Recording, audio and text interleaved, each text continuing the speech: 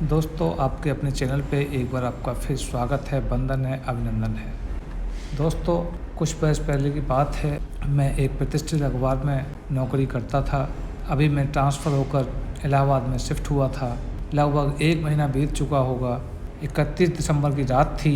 Colony में new year का orchestra programme था, लेकिन मैं घर पर ही था, शांत अपने कमरे में लेटा हुआ था। कमरे के बगल से एक रास्ता था, जिधर की खिड़की को मैं अक्सर खोल के रखता था।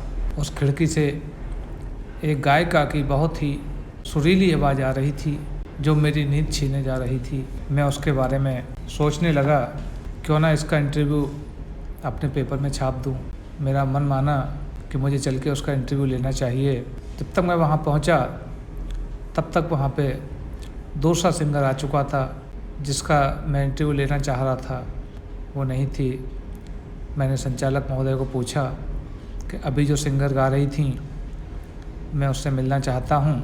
मैं एक अखबार में नौकरी करता हूँ और अपने अखबार में उनका इंटरव्यू देना चाहता हूँ। पहले तो वह शक पकाया, उसके बाद उसने उस सिंगर की रजामंदी लेकर के उससे मुझे मिलवा दिया। उस सिंगर का नाम सलोनी था। सलोनी सुंदर शरीर, लंबे बाल और पिंक कलर के कपड़ों में थी। उसे देखकर ऐसा लगता था कि वह बहुत सभ्य और सुशील घर से है। मैंने उसको अपना पूरा परिचय दिया। उसके बाद मैंने कहा कि आपने जो ये कामयाबी हासिल की है, इसके बारे में थोड़ा सा आप मुझे बताइए। मैं आपका इंटरव्यू अपने पेपर में छापना चाहता हूँ, जिससे आपको भी ख्याति प्राप्त होगी और दूसरे लोग मोटिवेट होंगे। पहले तो उसने मना किया, तो मुझे लगा कि कुछ गड़बड़ है, लेकिन बाद में वो मेरी बात को मान गई और उसने जो बताया वही मैं आपको बताने जा रहा हूँ। सलोनी ने बताया, जब वह 10 साल की थी तब उसकी माँ की मृत्यु हो गई थी, लेकिन उसके पिता ने दूसरी शादी नहीं की थी, क्योंकि वो कहते थे कि यदि वह दूसरी शादी कर लेंगे तो उनकी बेटी के साथ सौतेली माँ सौतेला व्यवहार करेगी, जिसको वो सहन नहीं कर पाएंगे। इसलिए उन्होंने दूसरी शादी न करने की ठान ली और ख़ुद ही घर का सारा काम करने लगे। खाना पीना, कपड़े धोना, चोटी करना, टिफ़िन पैक करना, सब कुछ उसके पिताजी ही करते थे। पास में ही उसकी बुआ भी रहा करती थीं। जब उनकी लड़की ने स्कूल जाना शुरू किया तो सलोनी भी उनके साथ ही जाने लगी। वापस आते समय वह बुआ के ही घर जाती थी। पापा के आने तक वहीं रहती और पापा के आने पर वो अपने घर आ जाती थी। हकीकत में मेरे पापा ही मेरी ज़िंदगी थे और मैं पापा की दुनिया थी। समय यूं ही बीतता जा रहा था। मैं 12th कर चुकी थी। मुझे गाने का शौक़ था, इसलिए मेरे पापा मुझे सपोर्ट भी करते थे। 12th के बाद में मैंने पास के ही एक डिग्री कॉलेज में एडमिशन ले लिया। मेरे पापा का कहना था कि किसी पर डिपेंड ना रहो, हमेशा सेल्फ इंडिपेंडेंट रहो। इसीलिए वो मुझे पूरा कोऑपरेट करते थे। मैं नहीं चाहती थी कि मैं पापा के ऊपर बोझ बनूं। वैसे हम लोग संपन्न थे, लेकिन घर पर समय पास नहीं होता था। वैसे तो मैं कभी कभी छोटे से इवेंट्स में भी चली जाती थी, लेकिन इवेंट्स हमेशा नहीं होते थे, तो घर में बहुत बोरिंग होती थी। इसलिए मैंने एक पार्ट टाइम जॉब भी कर लिया। कॉलेज के 2 साल हमारे ऐसे ही बीत गए। जब हम तीसरे वर्ष में आए तो एक लड़के से आंखें चार होने लगीं और धीरे धीरे वो दोस्ती में बदल गया। दोस्ती भी इतनी गाढ़ी हो गई कि हम दोनों एक दूसरे को प्यार करने लगे। लेकिन मैंने अपने पापा के साथ कोई धोखा नहीं किया। मैंने अपने पापा को बता दिया था, पापा वो अंकल है ना, उनका बेटा मेरे कॉलेज में पढ़ता है और हम दोनों एक दूसरे से मिलते हैं, बातचीत करते हैं। हमें ऐसा लगता है कि हम एक दूसरे के दोस्त हो चुके हैं। पापा ने कोई ऐतराज़ नहीं किया। हम दोनों एक अच्छे दोस्त की भांति जीते रहे। हमारे बीच सामाजिक रीति रिवाज और दायरा कभी आड़े नहीं आया, क्योंकि हमने कोई ऐसा गलत काम नहीं। जब हमारा कॉलेज ख़त्म हुआ तो वह लड़का जिसे मैं प्यार करती थी उसका पुलिस भर्ती में सिलेक्शन हो गया और वह ट्रेनिंग के लिए दूसरे शहर चला गया। मैंने भी फुल टाइम एक जॉब सर्च कर लिया था। पापा ने मुझसे मना किया था, लेकिन मैंने कहा पापा घर में भी अकेले रहना है, इससे तो अच्छा है 2 पैसे की इनकम हो और थोड़ा सा एक्सपीरियंस भी हो जाए। पापा ने कहा ठीक है, अगर तुम चाहती हो तो कर लो। मैंने उस लड़के के बारे में भी पापा को बता दिया था कि वह पुलिस की ट्रेनिंग के लिए जा रहा है। पापा ने कहा ठीक है, जब उसकी ट्रेनिंग पूरी हो जाएगी तो हम उसके पिता से उसकी शादी की बातचीत करेंगे, इस समय बातचीत करना सही नहीं होगा। मैं भी इतनी उतावली नहीं थी, इसलिए मैं अपने जॉब पर व्यस्त हो गई। मैं कभी कभी उसके सपने ज़रूर देख लेती थी, कभी कभी शादी के बारे में सोच लेती थी, कभी परिवार के पालन पोषण के बारे में सोच लेती थी।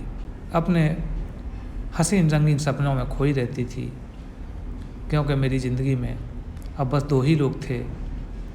एक तो मेरा दोस्त था, दूसरे मेरे पिता थे। एक दिन जब मैं ऑफिस में गई तो एक लड़का मेरे पास आया और आकर मुझे एक फूल देकर कहने लगा, मैं तुमसे प्यार करता हूँ, मुझसे शादी करोगी? मैं मन ही मन सोचने लगी, कितना पागल है ये, मैं इसको जानती भी नहीं हूँ और ये मुझसे प्यार करता है। मैं उससे कुछ कहती, लेकिन वो मानने के लिए तैयार नहीं होता था। वो मुझे हर रोज़ परेशान करने लगा।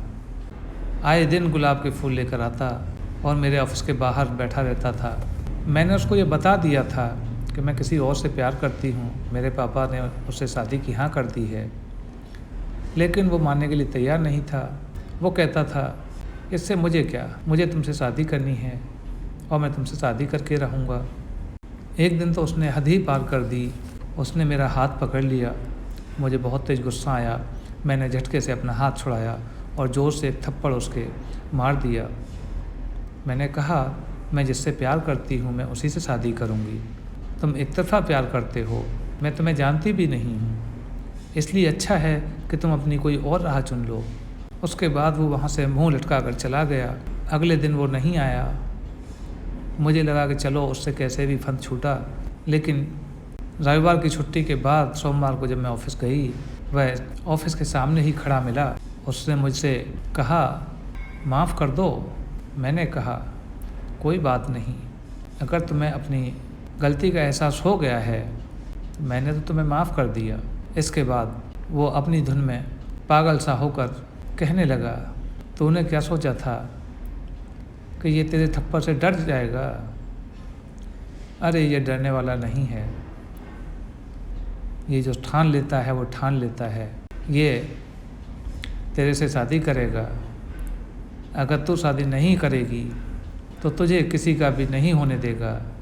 इतना कहकर उसने एक तेजाब की बोतल खोली और तेजाब मेरे चेहरे पर डाल दिया। डालकर जब तक मैं कुछ समझ पाती वो वहाँ से भाग गया। तेजाब से मेरे चेहरे पर बुरी तरह से जलन होने लगी, घबराहट हुई, बेचैन होकर मैं गिर पड़ी। मुझे नहीं पता कि उसके बाद मुझे कौन हॉस्पिटल लेकर गया। ये मैं सोचकर आज भी डिप्रेशन में आ जाती हूँ। कई दिनों तक हॉस्पिटल में इलाज चलता रहा। जब होश आया तो मैंने देखा कि मैं हॉस्पिटल के बेड पे पड़ी हुई हूँ। जब तक मैंने अपना चेहरा नहीं देखा तो मुझे कोई दुख नहीं था और मैं उस घटना को एक सामान्य घटना समझ रही थी। लेकिन जब मुझे डिस्चार्ज किया गया तब मैं अपने घर आई, अपने चेहरे को शीशे में देखा तो मैं रोने लगी। मेरे पापा बहुत ही साहसी थे। उन्होंने कहा, बेटा चिंता मत करो, मैं तुम्हारे साथ हूँ, तुम्हारा पापा तुम्हारा साया बनकर रहेगा, तुम दुनिया में अकेली नहीं हो। पापा की बातों से थोड़ा सा धैर्य बंधा, लेकिन अंदर ही अंदर मैं टूट चुकी थी। मैंने जिस लड़के के साथ शादी के सपने देखे थे अब वो खाक हो चुके थे। अंदर से एक ऐसी भावना आती थी जैसे कोई गाली दे रहा हो। जब उस लड़के ने मेरे चेहरे पर तेजाब डाला और कहा कि मैं उससे शादी नहीं करूँगी तो वह किसी से शादी नहीं होने देगा। बस मेरे दिमाग में यही बात घूमती रहती थी और मैं बार बार डिप्रेशन की शिकार होने लगी। हालांकि पुलिस ने अपना काम किया, उसको सजा भी हुई, लेकिन उसकी वो एक्टिंग, वो हंसी मेरी आंखों के सामने से नहीं हटती थी। उसने जो कहा था वो मुझे सच होता लगता था कि शायद अब मैं अपने दोस्त से शायद कभी शादी नहीं कर पाऊँगी। मेरे सपने चकनाचूर हो चुके थे, क्योंकि अभी तो वो ट्रेनिंग पे गया हुआ था, उसे कुछ पता भी नहीं था। मेरे पिताजी शायद मेरी मानसिक दशा को समझ चुके थे, इसलिए उन्होंने मेरा मनोचिकित्सक से भी इलाज कराना शुरू कर दिया था। मैं कुछ सामान सी हो रही थी, तब तक दोस्त की ट्रेनिंग भी पूरी हो चुकी थी और उसकी पोस्टिंग हमारे ही शहर में हुई थी। उसके आने की खबर पिताजी को पहले ही मिल चुकी थी, लेकिन पिताजी ने मुझे यह सब नहीं बताया था। लेकिन उसके पिताजी ने मेरे बारे में सब कुछ उसको बता दिया था। एक दिन वो सीधा मेरे पास आया और आते ही मुझे गले लगा लिया। मुझे लगा कि शायद उसने मेरा चेहरा नहीं देखा, इसलिए उसने मुझे गले लगा लिया है, और अब वह मेरा चेहरा देखता तो शायद मुझसे गले नहीं मिलता। उसने आकर सीधा पूछा, कैसी हो सलोनी? तुम सोच भी नहीं सकती कि इतने दिन मैंने वहाँ पर तुम्हारे बिन कैसे बिताए हैं, और एक तुम हो जो एक चिट्ठी भी नहीं लिख सकती। मैंने उससे कहा, क्या तुमने मेरा चेहरा नहीं देखा?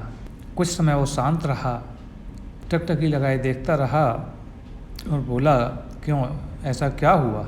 मैं चिड़े मन से बोली, जिस चेहरे को मैं खुद देखना पसंद नहीं करती, उसको देखकर तुम इतना नॉर्मल बात कैसे कर सकते हो? शायद तुमने मेरे चेहरे को नहीं देखा है।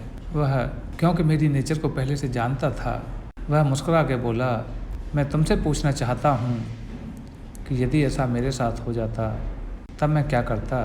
उसने कहा, तुम्हारे पिताजी कहाँ हैं? मैंने तुम्हारे चेहरे से प्यार नहीं किया था, मैंने तुमसे प्यार किया था, मैंने अपनी सलोनी से प्यार किया था, और हमारा प्यार आज भी जिंदा है। यह सुनकर मेरे अंदर आत्मविश्वास बढ़ गया और अब टूटा हुआ विश्वास फिर से वापस आने लगा कि हमारी शादी हो सकती है। उसने कहा, तुम्हारे पिताजी ने तो सिर्फ ट्रेनिंग पीरियड का इंतज़ार करने के लिए कहा था, और अब तो मुझे नौकरी भी मिल चुकी है, और सौभाग्य से इसी शहर में मिली है, इसलिए अब देरी क्यों? अब पिताजी से कहकर जल्दी किसी पंडित को बुलवा कर हमारी शादी की तारीख निकलवा लेना। उसकी बातें सुनकर मेरा मन इतना हल्का हो गया जैसे मेरे मन पर कोई बोझ ही नहीं था। कुछ दिनों बाद मेरे मन से बोझ ही उतर गया। मैंने कॉलेज के समय में ही उसको कहा था कि मैं शादी एक ही शर्त पर करूँगी, पापा भी हमारे साथ रहेंगे। उसको यह बात याद रही और वो हर छोटी छोटी सी बात को ध्यान रखता था, यही उसकी सबसे बड़ी विशेषता थी। मेरी बात दोहराने पर उसने कहा, हाँ मुझे अच्छे से याद है, पापा हमारे साथ ही रहेंगे, पापा से कहो कि वो शादी की तारीख निकलवा लें। कुछ दिनों बाद मेरे पापा ने उनके पापा से बात की और हम दोनों की शादी कर दी। मेरा दोस्त ये बहुत अच्छे से जानता था कि मुझे गाना बहुत प्रिय है, तो उसने मेरे लिए एक गिटार ला दिया। मेरे गीतों के वीडियोज़ बना कर वह पब्लिक प्लेटफॉर्म सोशल मीडिया पर डालने लगा। धीरे धीरे गाने वायरल होने लगे। उसके बाद सब लोग सलोनी को जानने लगे। आज हमारे पापा हमारे साथ रहते हैं और हम दोनों पति पत्नी बहुत खुश हैं। आप एक पत्रकार हैं, इसलिए मैं आपसे एक बात कहना चाहती हूँ। मैंने कहा, ठीक है कहो। सलोनी ने कहा, आशिकों से एक बात कहना चाहती हूँ कि आप किसी को प्यार करते हैं और वो मना कर दे तो आप कोई ज़ोर ज़बरदस्ती ना करें। आप वैसा किसी लड़की के साथ व्यवहार मत करना जैसा कि उस लड़के ने मेरे साथ किया था। बहुत तकलीफ़ होती है, बहुत दर्द होता है, मन अशांत रहता है, हर वक्त मरने को जी करता है। मुझे मेरे पापा और मेरा दोस्त जैसे लोगों ने बचा लिया, लेकिन यह हर किसी लड़की के भाग्य में नहीं होता है। इतना कहने के बाद वो अपनी पुरानी यादों में खो गई और गुमसुम सी हो गई। उसकी स्थिति देखकर मुझे बहुत तरस आया। मैंने भी यह स्वीकार किया कि एक तरफ़ा प्यार में कभी किसी की ज़िंदगी और भविष्य से खिलवाड़ नहीं करना चाहिए। यह बहुत ही घोर अपराध है। प्यार को प्यार से जीतने का प्रयास करना चाहिए, न कि प्यार को नफ़रत से। दोस्तों, आपको यह स्टोरी कैसी लगी हमें कमेंट बॉक्स में ज़रूर बताइए। अगर अच्छी लगी हो तो लाइक और शेयर भी कीजिए। दोस्तों, आपका एक लाइक और सब्सक्राइब किसी की ज़िंदगी बदल सकता है। इसलिए दोस्तों, चैनल को लाइक और सब्सक्राइब करना मत भूलना। दोस्तों, फिर मिलते हैं किसी और वीडियो के साथ। Take care, good luck.